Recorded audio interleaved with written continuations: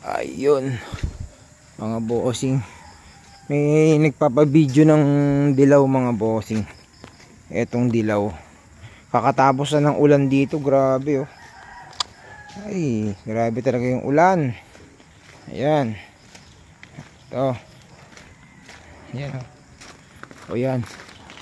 Dami na natin sasakyan, so mag-extend na tayo hanggang dun sa dulo mga bossing. Ayan oh. Kailangan na natin mag-extend. Ayan.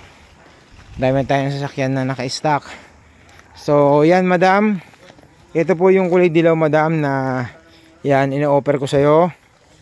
Yan Mitsubishi Lancer JLX ay mga bossing. Ayan madam, ano siya, automatic transmission madam. Yan, actually kararating lang nito. Yan, nag-iisa lang yan. Ayan, may mga makalat pa.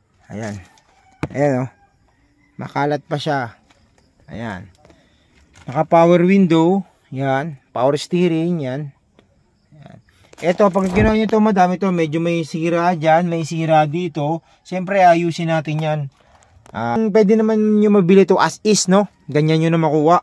Pero pag siyempre pagpapagandahin pa natin, siyempre lalagyan, ayusin natin yan. Ayusin natin yun, diba?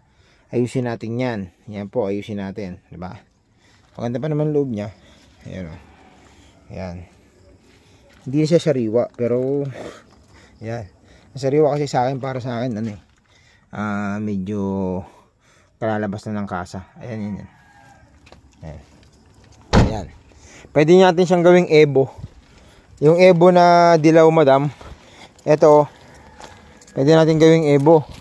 Ayan. Pag as is siya madam, may mga tama lang siya na ganyan. Pero pag ginawa, siyempre as is, yan yun na makukuha. Pero pagka hindi naman as is gagawin natin, siyempre wala kayong makikitang ganyan mga madam. Ayan. Oo. Gagawin nating Evo. Pwede natin gawing Evo yan. Ayan.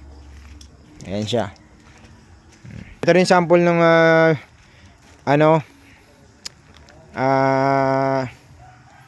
Evo dilaw na Lancer na papakita natin. Pwede natin gayahin ganito.